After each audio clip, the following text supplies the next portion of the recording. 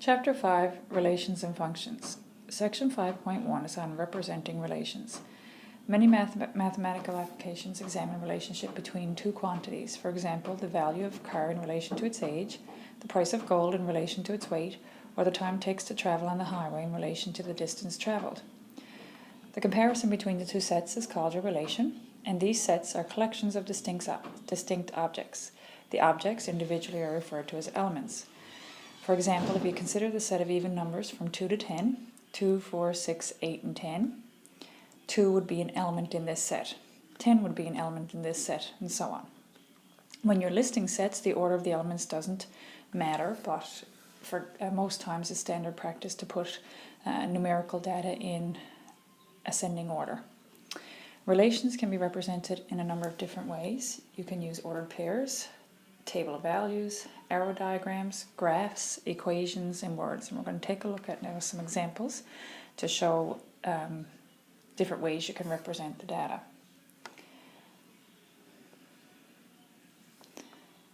So the first example contains 3 ordered pairs in this set of data, and these ordered pairs are 2, 6, 3, 7, and 4, 8. So to represent this in a table of values, you'd simply put the first elements in the column labeled X, and you can put the second elements in the column labeled Y. So the ordered pair 2, 6 would be written as 2, 6 in the table of values like that, and then 3 would be written in the X column, 7 in the Y column, and 4, 8. We write this as an equation. You just kind of look and see. We will learn how to write equations later in the chapter, but right now we'll just kind of look and see if we can see a connection between the X coordinate and the Y coordinate. And it appears if you look at each of those X coordinates and add 4 to them, you'll get the Y coordinate. So our equation would be Y equals X plus 4, because 6 is equal to 2 plus 4, and 7 is equal to 3 plus 4, and 8 is equal to 4 plus 4. So every one of those Y coordinates is 4 more than the X coordinate. So in words, you just write that Y is equal to the value of X plus 4. And then as a graph, there are 3 ordered pairs, so you'd simply plot the point over 2 on the x-axis, up 6 on the y-axis, 3 over 3, and up 7, and 4 over 4 on the x-axis, and 8 on the y-axis. And just to remind you, x, the first coordinate, the x-axis, is the horizontal axis value, and the second coordinate is the vertical axis value.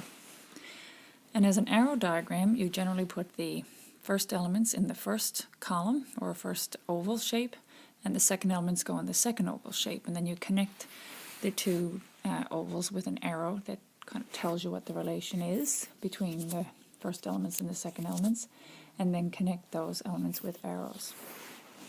And so the first set here we have in the x's, we have a 2, we have a 3, and we have a 4. And in the y's, we have a 6, we have a 7, and we have an 8.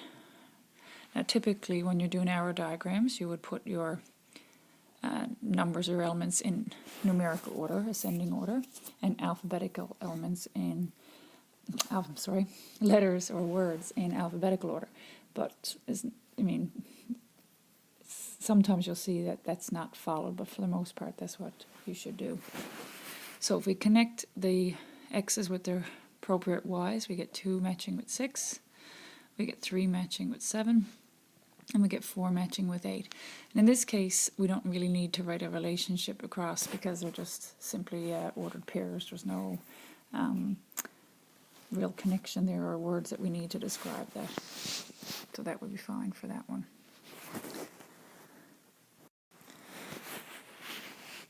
Okay, our next example is a relation that's given to us in words as: a relation shows the association scored a math test grade of from a set of names in a class to a set of math grades as a percent. So we represent this in different ways. The first way, as an ordered set of ordered pairs, is given to us. Craig 84, Scott 71, Maria 76, and Paula 88. So we're going to put those in the table now. We would just list those off. Craig 84, Scott 71, Maria 76, and Paula 88. As an arrow diagram, we have, you can see that there are two ovals, and the first one has the names written in alphabetical order, and the second one has the scores written in numerical ascending order. And then across the top you have the arrow that tells the relationship between the first elements and the second elements, which is scored a math test grade of, and percent indicating that these numbers are a percent or out of 100. So now all we have to do is connect the right name to the right score. So Craig scored 84, so there would be an arrow connecting Craig to 84, and there would be an arrow connecting Scott to 71. And there would be an arrow connecting Maria to 76. And there would be an arrow connecting Paula to 88. As a bar graph, we have the first elements along the horizontal or x-axis, and we have the second elements along the vertical or y-axis. So if we take each of these names, which are already labeled for us, the X's are already labeled for us. Craig has a score of 84, so this would be between 80 and 90 would be 85. So 84 would just be a little tiny bit below there. And that would be the bar indicating Craig's score. You can shade in if you like a little bit. And then Scott, if we look back up, Scott goes with a 71, so that would just be a little tiny bit above here.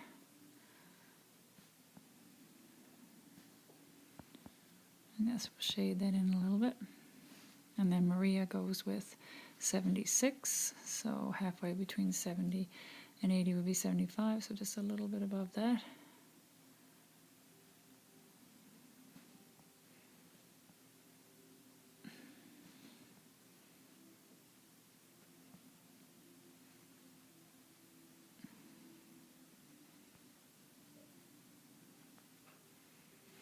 And then the last one, Paula with 88, so that would just be a little bit below 90.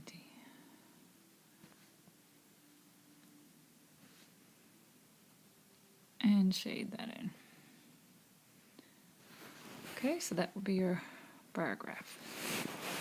And the last one, a diagram. Sometimes this is used when you have a lot of data that you don't want to try to write out all the ordered pairs, or use an arrow diagram be too large. So sometimes they'll state the data in a diagram, which is basically a box that has the label for the first elements. Then you have your relationship written across an arrow that connects that first box to a second box, which is a label of what types of data are in the second elements. So this one here, we would have, our first elements are all names, so we would have name written here, and then we'd have grade written here, and grade in percent, just to get a little bit more clear. All right, the next example shows the relationship from models of cars to the manufacturer of the car. So if we had to describe this relation in words, we would say this relation shows the association is manufactured by,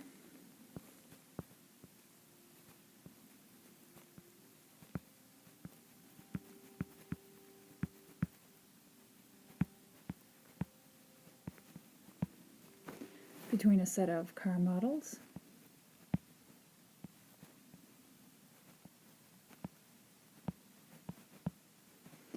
and a set of manufacturers.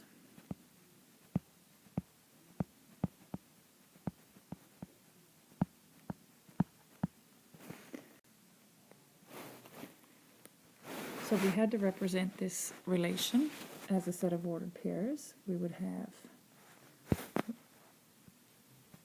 Fiesta, comma Ford,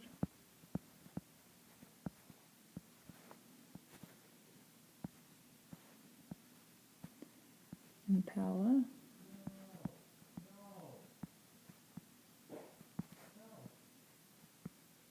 and Chevrolet,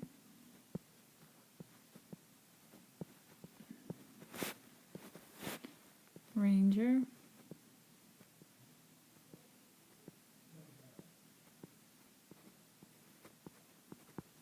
comma Ford,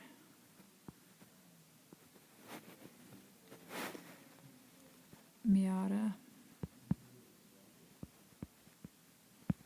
comma Mazda,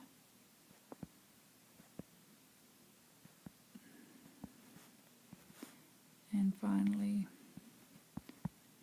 Ram,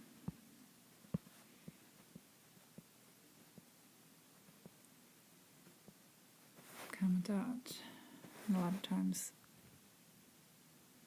a relation that's a list of ordered pairs, you just kind of put curly brackets around them when you're done. As an arrow diagram, you would draw your oval and write your car models in the first oval, and usually they're written in alphabetical order, so that would be Fiesta,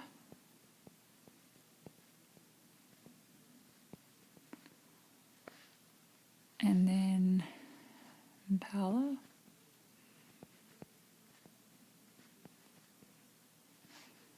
and then Miata,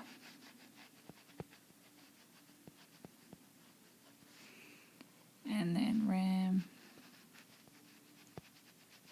and then finally Ranger.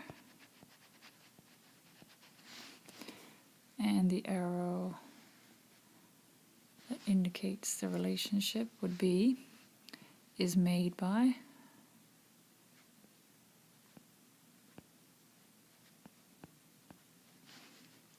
and then we'd have another oval here, and we put our car manufacturers.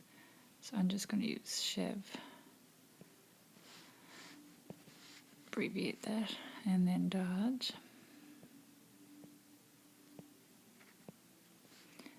and then Ford. And Ford is there twice. There's two different elements in the data that have Ford as their second element, but we're not going to write that down twice. You only need to write it once. And then the last one is Mazda.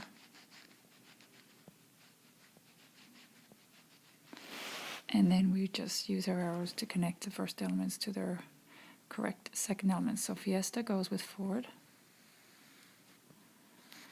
and Impala goes with Chevrolet, and Miata goes with Mazda, and Ram goes with Dodge, and Ranger goes with Ford.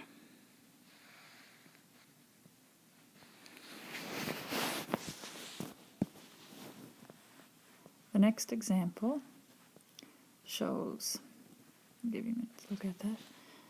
The next example shows a relationship. Students can be associated with the average travel time in minutes that it takes to get to school by bus in the morning. So it's already given to you in the form of a graph, and then you have to take that data and represent it instead as a table. So we would basically just draw a table like this, and the label for the first elements, in this case usually the first elements are written along the horizontal axis, and the second elements are written along the vertical axis, the y-axis. But sometimes with a bar graph you will see that the bars, instead of going having vertical bars will have horizontal bars, and usually in that case, if the bars are horizontal bars, then they would have the first elements are actually on the vertical axis, and the second elements are on the horizontal axis. But in this case, we have vertical bars, so our first elements are names. So we'll just write names or name for the category for our first elements, and we would have time, and you should indicate the units. In this case, it's minutes, so that you know that 1 means 1 minute rather than 1 hour or whatever. So in this case here we have Jacob.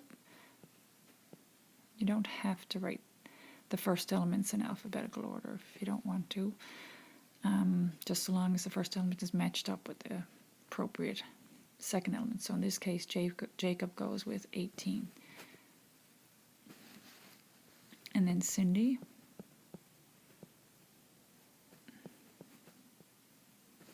Cindy is with 9, if you look across here.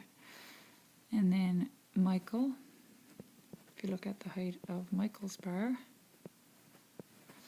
Michael is up to about right here, so that is somewhere between 18 and 21, and we know that in between 18 and 21 you need 19 and 20, so that looks closer to 19 maybe. And then we have Sarah, which looks like it's a little bit below 30, so we'll say 29. And then we have Greg, which looks to be a height of 12.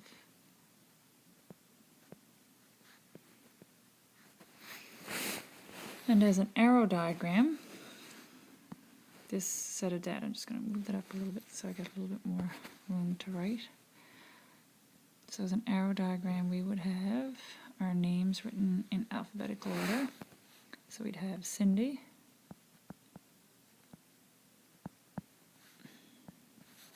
and then Greg,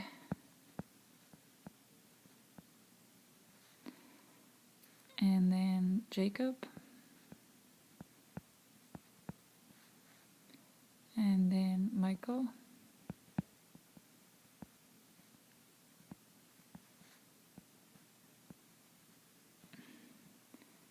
and Sarah. And our relationship here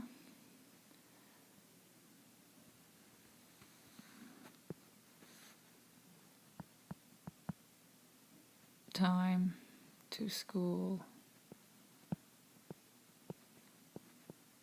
by bus.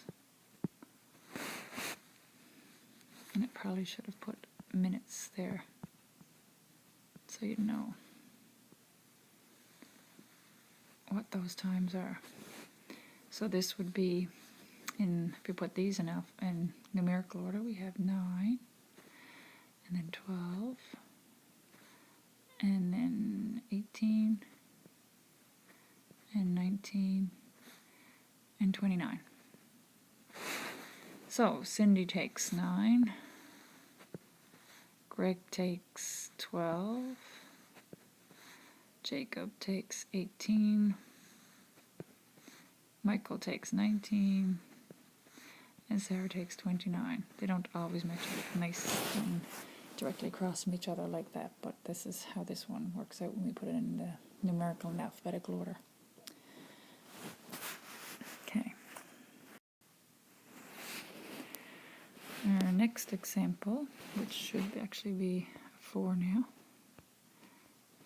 talks about the relationship between golfers and their number of PGA majors. So I'm going to change that because I know some golfers' names, but I don't know exactly how many PGA majors they have had. So I'm going to change this just to show, we'll say number.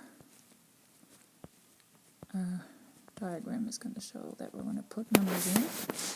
And we are going to say, instead of has won the number of PGA majors, we're going to say has sum of digits. And then we're going to have whole numbers for the sum. Just say sum, or you can, I suppose you could have left it home yourself. So the relationship in words would be, this relation shows the association has a sum of digits, or something along those lines, from a set of numbers to a set of sums. And two ordered pairs that belong to this relation, that's why I had to change it, because I needed to list two ordered pairs, and I don't know the number of PGA majors for, unless I looked it up, I suppose. But we're just going to use this relation now that I changed it to. So two numbers that fit that would be, for example, you can make up any number for the first element. So if I said 52, the sum of the digits of 52 would be 5 plus 2, so that would be 7. So that would be the ordered pair in that relationship. And if I had said, for example, 385, the sum of the digits of 3 plus 8 plus 5 would be 16. So they would be two ordered pairs in that relationship. And you can list off any one you want for that.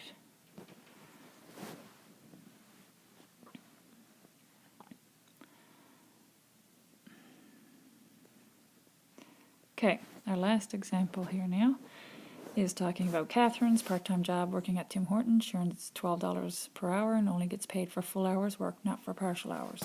So we would have a relationship here in a table form where we have the first elements are hours and the second elements are salaries. So if she works for $12 an hour and she works no hours, she gets $0. If she works for 1 hour, she will only make $12. She works for 2 hours, she will make 2 times 12 or $24. For 3 hours, it would be 3 times 12 or $36. For 4 hours, it would be 4 times 12 or $48. And for 5 hours, it would be 5 times 12 or $60. So if we represent this relation as a set of ordered pairs in the form HS, where H represents hours and S represents your salary, our ordered pairs would be 0, 0, 112, 224, 336, 448, and 560. And they are the only ordered pairs in this particular relation.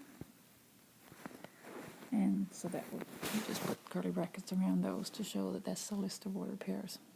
An equation to describe this data, if you look at the connection from salary to hours, the salary, S is basically 12 times however many hours she works.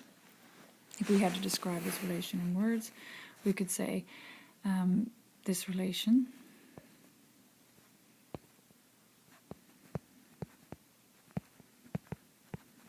shows the association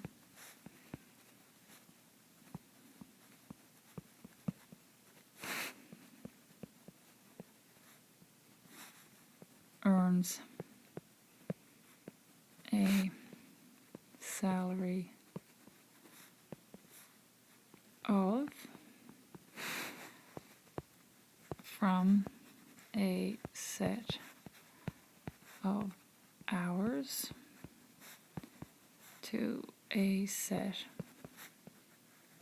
of salaries in dollars. So that's kind of like the pattern that we've been using to describe the relation in words, but of course if you said something like the salary is $12 an hour, that would be fine as well. And to represent this set using an arrow diagram, don't have a whole lot of space here, so I'll do my best. We would have two ovals again, and the first one is hours from 0 to 5, so it'll be 0, 1, 2, 3, 4, and 5. And relationship would be earns a salary.